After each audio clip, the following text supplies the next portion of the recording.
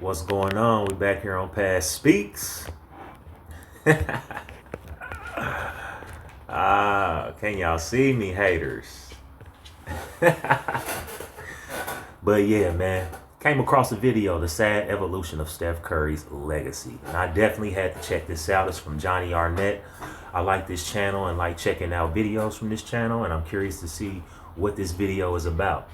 I made a couple of videos on Steph Curry recently. Most recently was in regards to Rob Parker and Kelvin Washington on The Odd Couple debating if Steph Curry's the best shooter ever.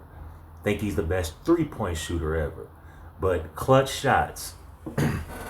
Steph Curry is 0 for 14 in the final 50 seconds of playoff games when you need a bucket to win. Or tie. So, yeah. So, with that, that's why I say Steph Curry, he's not the best shooter. One of the best shooters ever, yes. Best three-point shooter ever, yes. But shooter,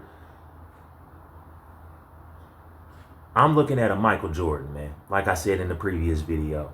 When you need a shot and you need it to go in and you need to win the game, Michael Jordan's number one.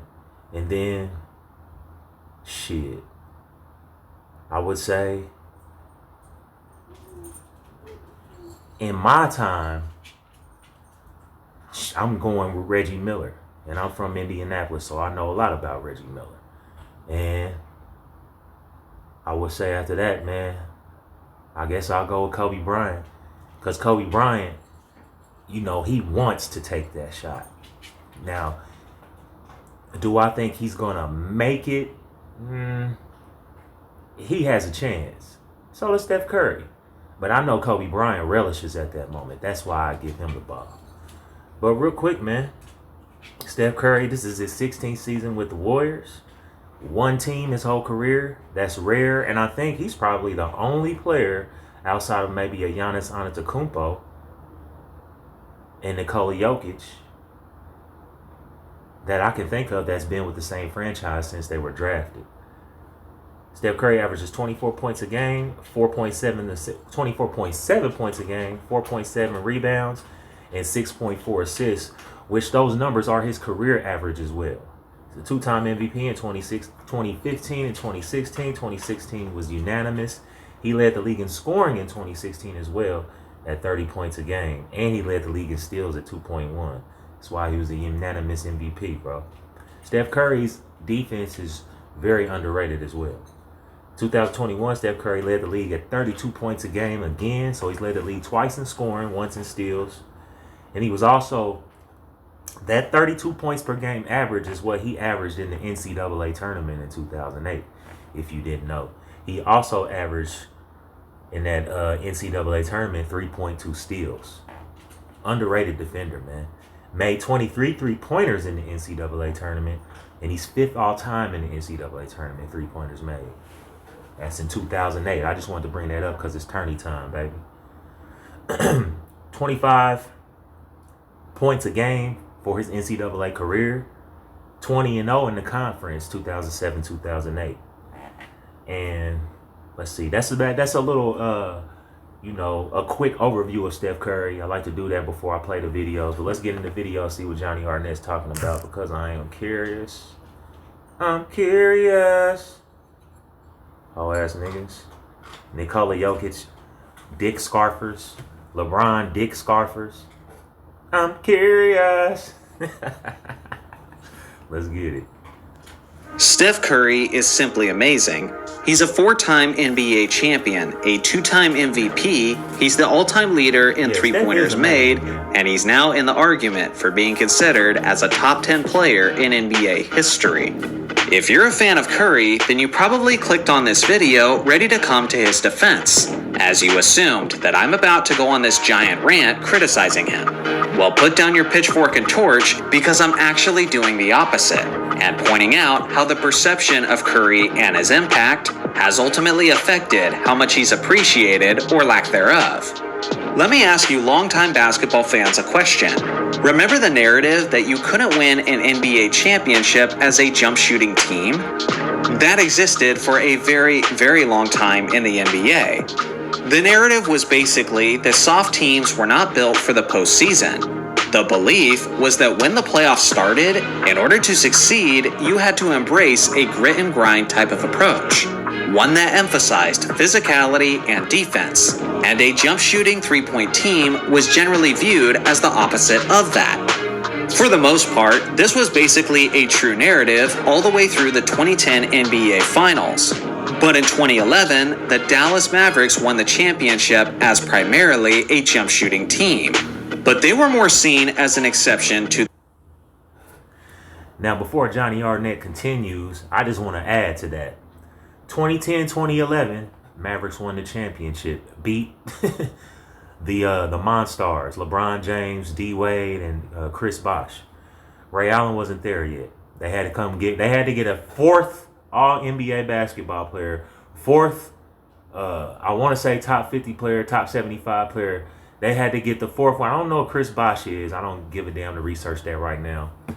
But they couldn't even do it they couldn't even win the championship against the Mavericks in 2011 with LeBron James, D Wade, and Chris Bosh, Rashard Lewis, other players. I added Rashard Lewis because he was a good player. It came out of high school as well. But LeBron James, Chris Bosh, and Dwayne Wade were number 1, number 4, and number 5 in the NBA draft. Dwayne Wade and Chris Bosh.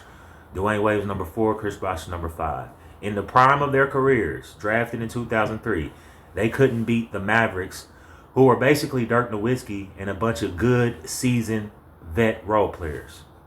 That's who LeBron James, Dwayne Wade, and Chris Bosh and the Heat lost to. And one of those games, Dirk Nowitzki was sick. I just had to point that out, man. Fuck out of here with LeBron James, bro. But yeah, the spike in three-point shooting raised in the NBA 22% in 2010-2011. And like Johnny Arnett just said, the Dallas Mavericks were basically a jump shooting team. They won the championship, one of the first ones to do it. So from 2010 to 2011, it was 22% of three-pointers. There was 22% three-point shooting in 2010, 2011, which means that was the percentage of three-point shooters that were being shot in the NBA at that time. 10 years later, 2020, 2021, it jumped to 39%. So it went from 22% to 39% in 10 years, man.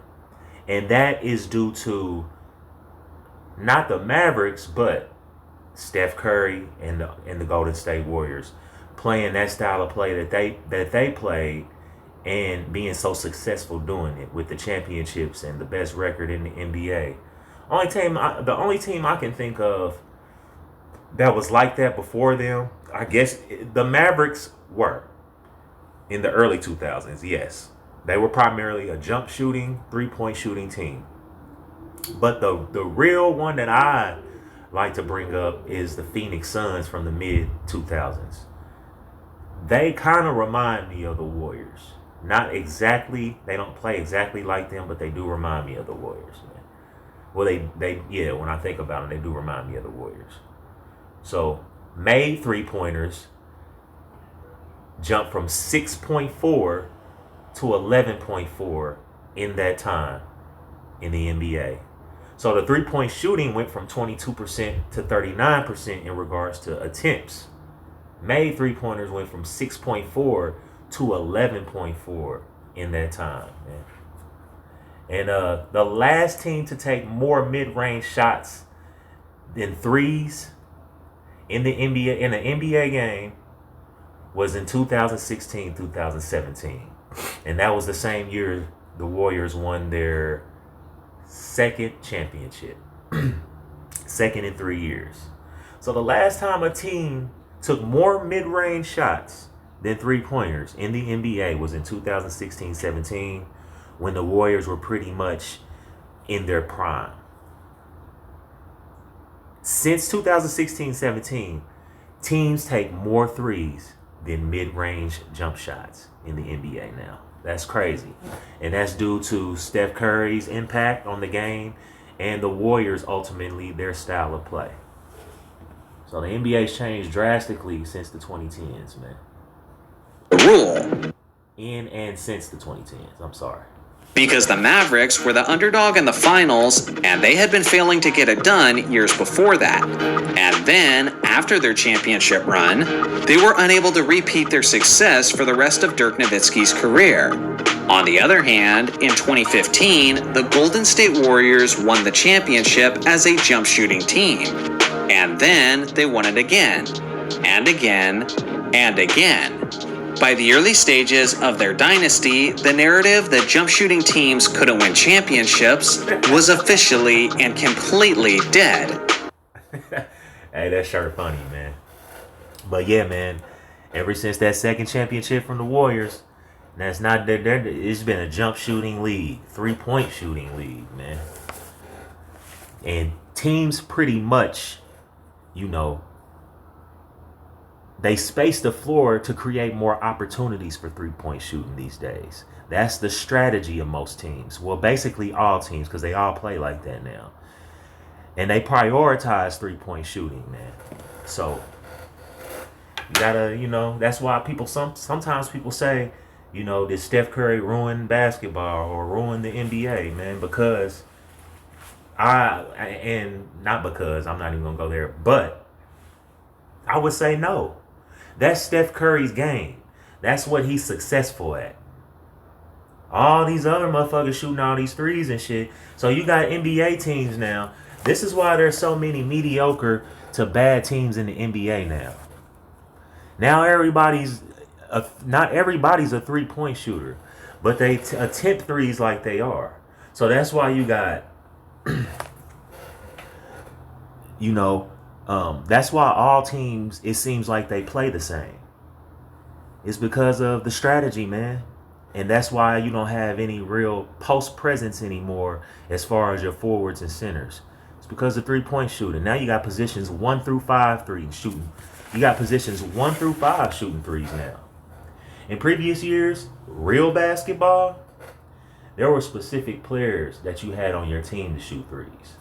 Like for the Pacers, for example, because we're in Indianapolis right now. If you're watching this, you in Indianapolis with Reggie Miller was the 3-point shooter of that team, man. Reggie Miller, and he was really the only one. I mean, there were other people who could knock down the shot. Jalen Rose, maybe Travis Best, Detlin Schrempf, or you know, Rick Smits could shoot a little. That's why Nikola Jokic wouldn't be able to guard him. And he had a good post-up game. That's why Nikola Jokic couldn't fuck with Rick Smits if Rick Smits played. And Rick Smits is 7'4". Nice jump shot. Traditional big man, posting up, can play with his back to the basket. Man. The fuck out of here with Nikola Jokic, bro. But anyway, Reggie Miller, or you got Ray Allen for the Bucks or the Seattle Supersonics. You know, just examples. Dale Curry, Steph Curry's father. You know, those guys specialized in 3-pointers, man. Then you had other players that did other things. Or you might have 1 or 2 3-point shooters on your team, like Paul Pierce and Antoine Walker back in the early 2000s, you know. Then you may have your 3-point shooter, and then you have your all-star or your, you know what I'm saying, your shooting guard or your scorer that can make shots from anywhere, that can score, you know, 3-pointer, mid-range, and layup. Now, they weren't necessarily 3-point shooters, but they can knock it down, you know. And that's the thing, man. Back when they played real basketball, players play to their strengths. Now, they just shoot threes. And all of you aren't 3-point shooters, so you're not playing to your strengths. For example, Al Horford. Shit. That's the only person I can think of right now, because that was my big gripe with him when they played the Lakers. Oh, Karl Anthony Towns, another one, man. Waste of talent because they want to be jump shooters, man. This caused the teams back in the day that were playing real basketball and had players playing to their strength and people specializing in 3-point shooting. This caused teams to have their own identity and style. You know what I mean? And it was based on personnel. So that's the difference between basketball then and now. Everybody's trying to play the same and being strategic about getting more 3-point attempts and 3-point shots, and they're spacing the floor to do that, man. That's the game plan and the strategy these days with all the teams in the NBA, man. And The Warriors and Steph Curry may be the reason why teams are playing that way today.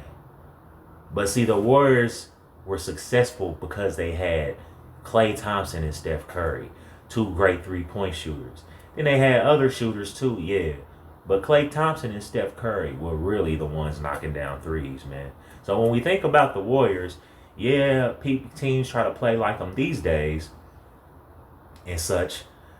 And they mimicked and mocked they want to mimic and mock the success that the Warriors had by playing that style. But that was the Warriors style, man. Come up with your own fucking style and stop letting niggas shoot all these goddamn threes, man. Play to your strength. I guarantee you there will be way more better teams and more teams will have their own identity if they weren't trying to be like the Warriors and Steph Curry, man. Because they were successful playing the way they played. That's why they were the Warriors, man. But let's go. Under Steph Curry's leadership on the court, the Warriors changed the perception of playoff basketball and the entire concept of winning basketball. Along with that, Steph Curry won the league MVP in 2015, and then in 2016, he proceeded to become the first ever unanimous MVP winner in NBA history, as he led his Warriors to a record-breaking 73-9 season. Prior to the beginning of the 2016 NBA Finals, that shot right there they just showed, that's the only game winner I've seen him hit, man. And like I said, because I had some idiot in my comments trying to, I guess he was trying to make me feel stupid or look stupid. That'll never happen, man. But, because I know basketball, man. And most of the people in my comments, man, they don't have a face. Niggas be hiding and shit. And they probably some kids or some man, it's probably some kids, man, that really don't know shit about basketball and being robbed of basketball because of the basketball that they have these days. You guys are being robbed, man, in the comments, man. And show your face, man. What's up? But anyway, yeah. That game winner against Oklahoma City was a regular season game in the 2016-17 season where he won a unanimous MVP and they went 73-9. I don't see game winners like that in the playoffs. That's why I can't give Steph Curry the best shooter ever label. You know what I mean?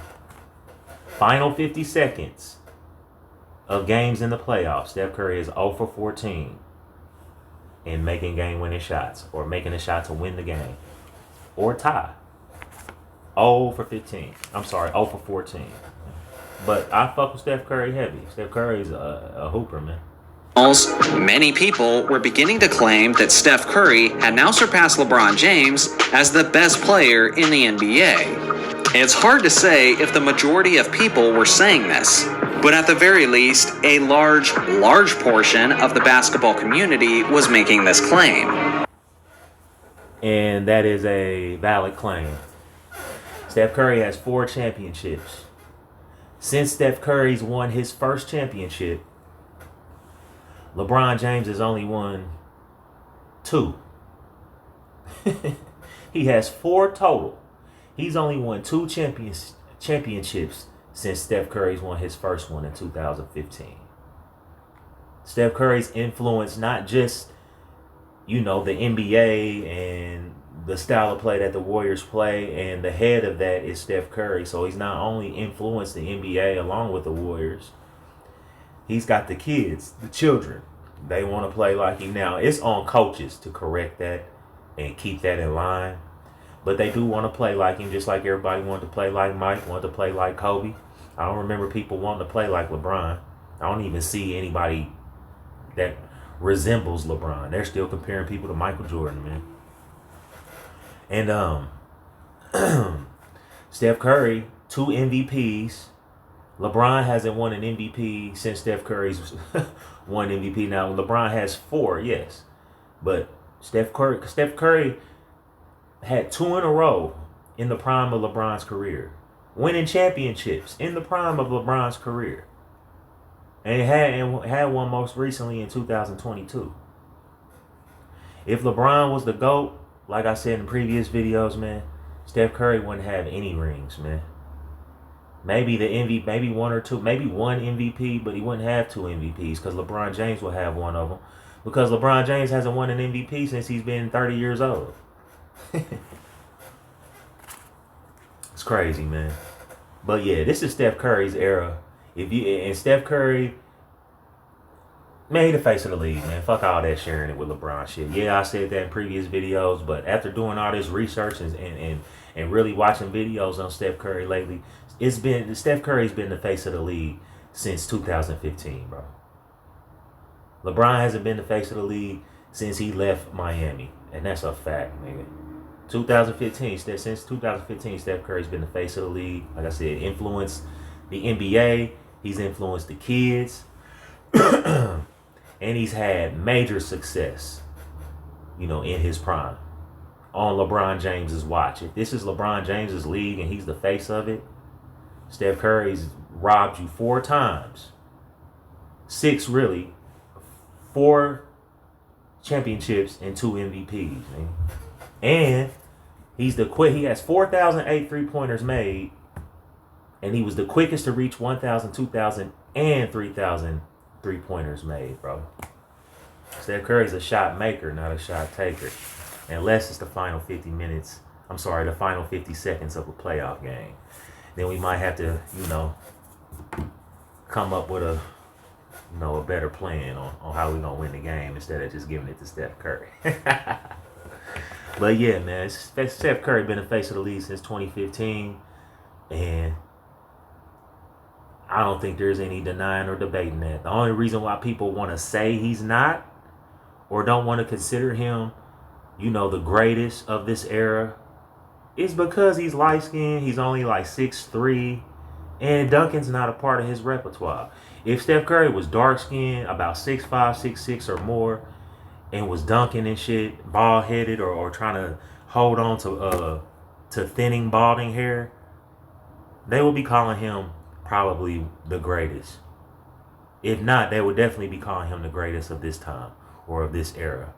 But they don't, because of his stature and this obsession that people have with LeBron James. This wasn't just any player temporarily becoming the face of the league, but this was a 6'3" jump shooter. Investment opportunities.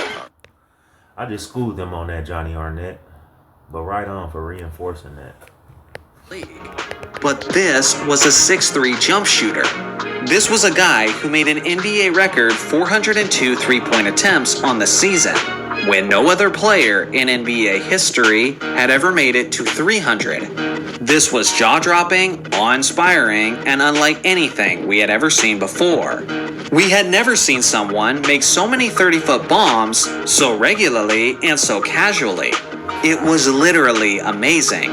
And not only was he must-see TV, but he was quickly becoming almost everyone's favorite player to watch. He hadn't just changed the narratives about winning basketball, but he made basketball fans reimagine what the best player in the NBA could look like. It didn't have to be a towering Goliath like Wilt Chamberlain. It didn't have to be a stylish unicorn of an athlete like Michael Jordan. It didn't have to be a scary combination of size and speed like LeBron James.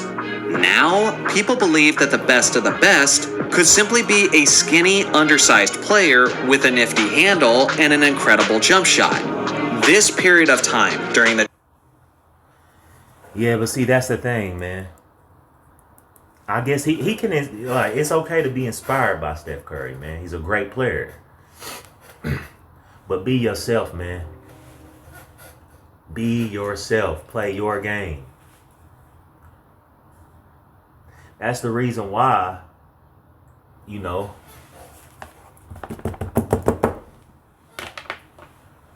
let me go back real quick. 2016 regular season, be a skinny, didn't have to be a scary the NBA could look like.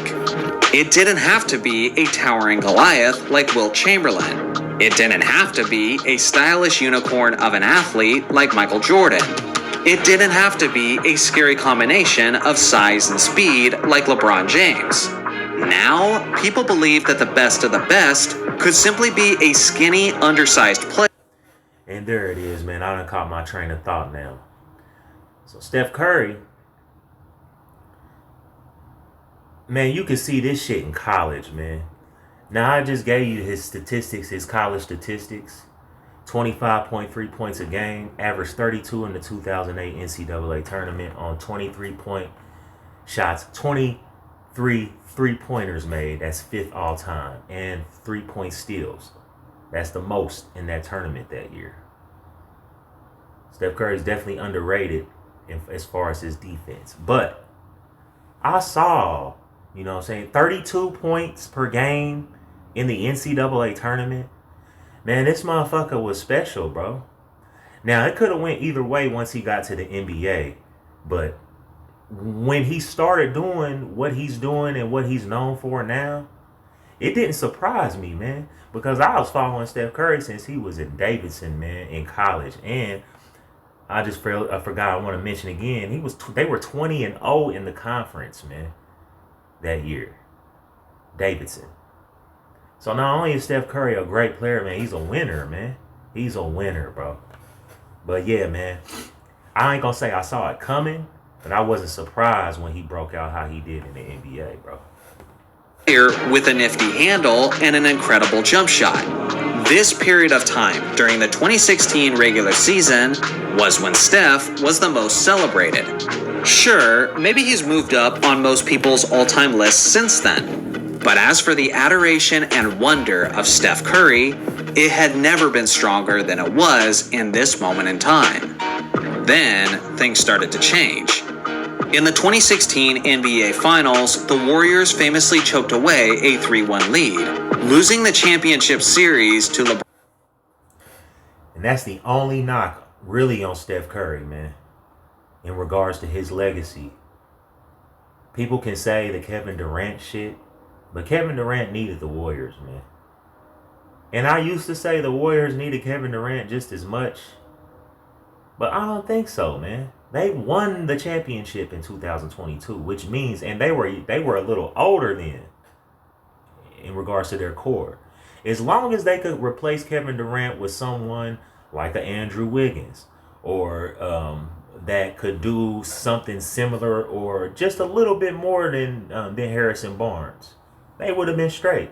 But Kevin Durant was perfect for that role on that team and how they played, bro. And they were definitely a jump shooting team once they got him.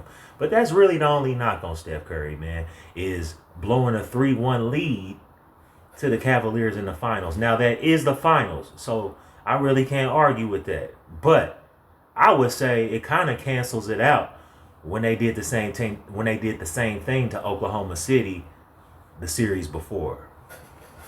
That's just my opinion, though. LeBron James and the Cleveland Cavaliers. Then soon after, the Warriors added a prime Kevin Durant to their 73-9 squad, and what was one of the most shocking acquisitions in basketball history. Overnight, the Warriors went from the organic Cinderella team that everyone was rooting for to the unfair juggernaut villain who took the easy road. With an absurdly stacked roster, the Warriors proceeded to win the championship in 2017 and in 2018. But many people believed that those were some of the most boring seasons in NBA history, due to the Warriors warping the balance of power in the league. To make matters worse, during Golden State's dynastic run, their former head coach Mark Jackson famously got all of the sports headlines when he said that Steph Curry ruined the game of basketball. Basically, he said that Steph's three-point shooting had been so impactful that it essentially inspired a young generation of basketball players to ignore other aspects of the game and focus almost exclusively on three-point shooting. To a certain extent, this seemed to be the case in the NBA as well, as other... I agree. But see, that's what I was saying earlier, man. That's Steph Curry's game. And you see everybody trying to do what he did. And that's cool. But just like everybody couldn't be like Mike. Everybody couldn't be like Kobe, who he was trying to be like Mike. Everybody's not Steph Curry, man. Play your fucking game and quit shooting on them goddamn threes. And you will be better off, man. So Steph Curry did kind of hurt the game in that regard. But it's not his fault, man. Yeah, it's not his fault, man. If that influence was that impactful, where it changed the NBA and how players play, period, nigga, you can't blame Steph Curry, man. That's just his impact and influence, man. That's not really something that he's conscious. Like, oh, I'm gonna go out here and shoot a bunch of threes and everybody's gonna follow me and start playing like me. Nah, it just happened like that, man. LeBron has hurt the game. Consciously, deliberately hurt the game. Organizations were looking to replicate the Warriors' success, and inevitably, everyone began shooting an insane amount of threes. After the rise of Steph Curry, the league spiked to the highest volume of three-point shots in history, and it's a number that's still climbing to this very day. Over time, this came with its own series of drawbacks. NBA viewership has become a growing concern, as many old-school basketball fans have given up on the modern game. Yeah, I'm a little guilty of that. But I've been watching a lot more here lately because I'm on YouTube talking. And I like doing this. But yeah, the spike in three-point shooting raised in the NBA from 2010, 2011, 22% to 2020, 21, 39%. And I'm sure it's grown since then. It definitely has grown since then. But I didn't get to those numbers when I did my research. And made three-pointers has spiked from 6.4 per game to 11.4 per game. But teams are shooting a ridiculous amount of threes, man. Like, they're shooting 30, 40. The Celtics shot 63 against the Lakers the last time they played. It's ridiculous, man. Like I said, back in the day, the only team outside of the Warriors that I could think of were just a jump shooting, three-point shooting team like that were the Suns and the Mavericks, man, in the early, mid to late 2000s. And now everybody plays like that, i.e. the Warriors or the Phoenix Suns back in the day when they used to score a bunch of points and shit and not play defense. So yeah, man.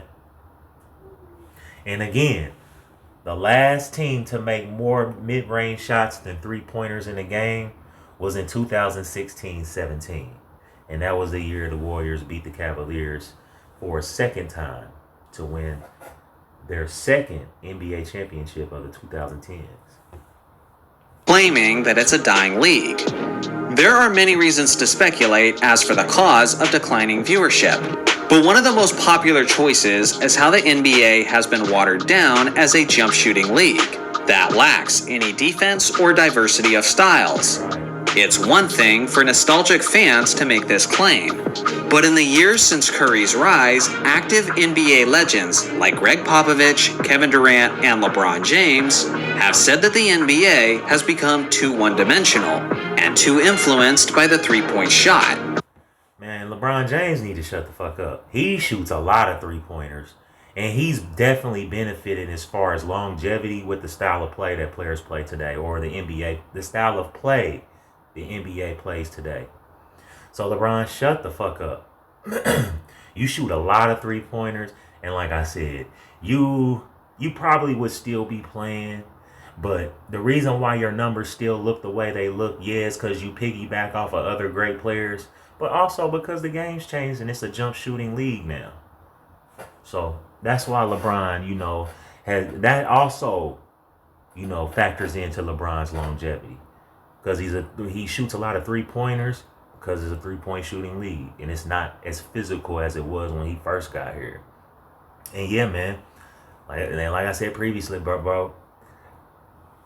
If teams would play to their strengths, yeah, you might have, for example, the Celtics. You might have a Jason Tatum. I think Jason Tatum's better at three-point shooting than Jaylen Brown. But Jaylen Brown can shoot them too because he's a scorer. Jason Tatum's a scorer, so he can shoot them. But then you have like a Derek White and a Peyton Pritchard. I would say those two could be their three-point specialists. And they can get buckets too. But see, that's the thing, man. The whole team is shooting threes. Even to Al Horford and shit, man. Kristaps Porzingis not so much. But Al Horford shouldn't be shooting threes, man. And see, that's the problem with the game today. Back in the day, Al Horford wasn't shooting threes at the University of Florida. Al Horford wasn't shooting threes at the beginning of and that's the reason why Al Horford's longevity is the way it is, because he's a jump shooter. You know what I mean? For the most part. But yeah, back in the day, a coach was not gonna let Al Horford shoot threes, man. And that goes into the freedom that basketball players have today, and that's not always a good thing, man. I remember Kenny Smith talking about Kyrie Irving and his handles, and he was like, man, Kyrie Irving has a great handle, and he does, man.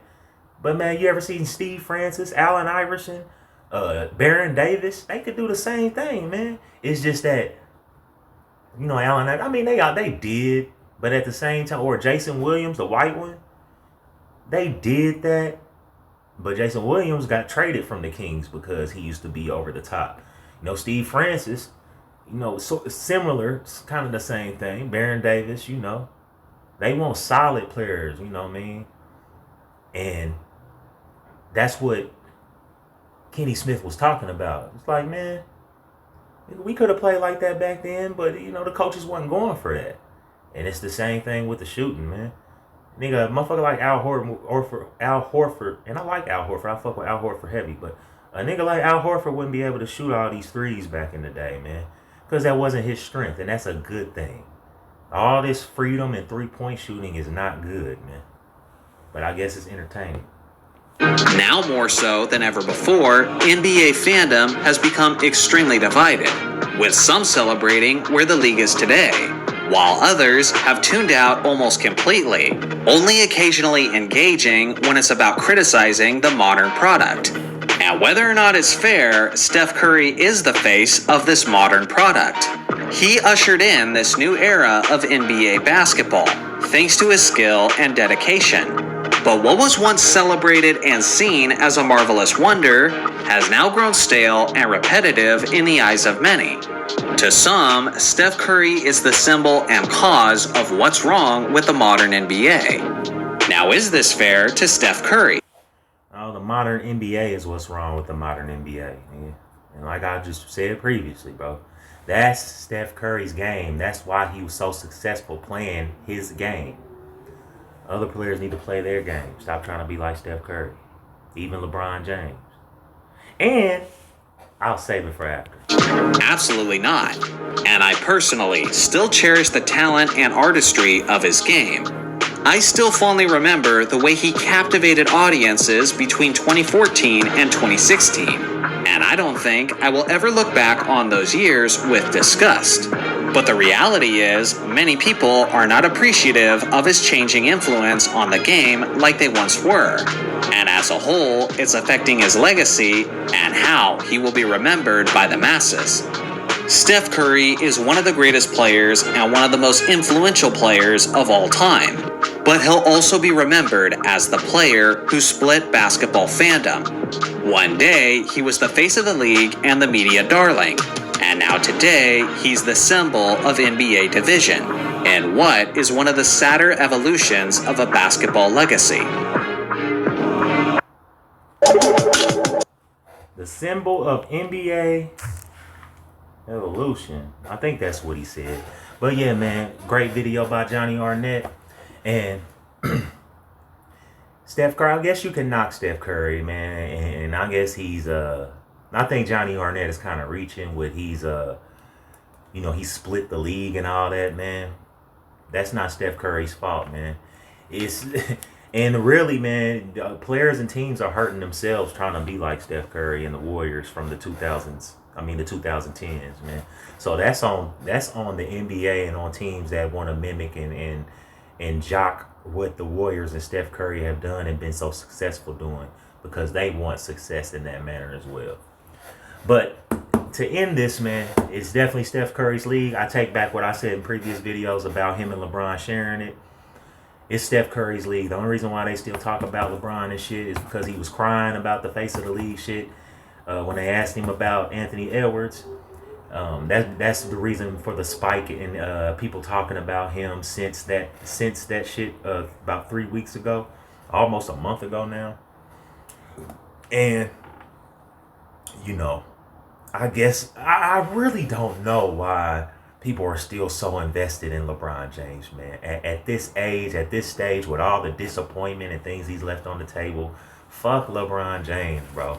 Steph Curry over LeBron James. Steph Curry has 4 championships, same as LeBron, and has led a team. It was a collective.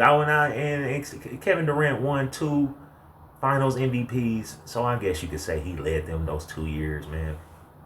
But Steph Curry is really the leader in the heart and soul of the team, man. And he's led the Warriors twice to an NBA championship organically, with a team that was built organically.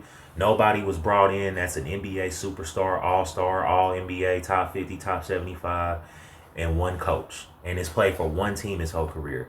Man, Steph Curry over LeBron, bro. That's all I got, man.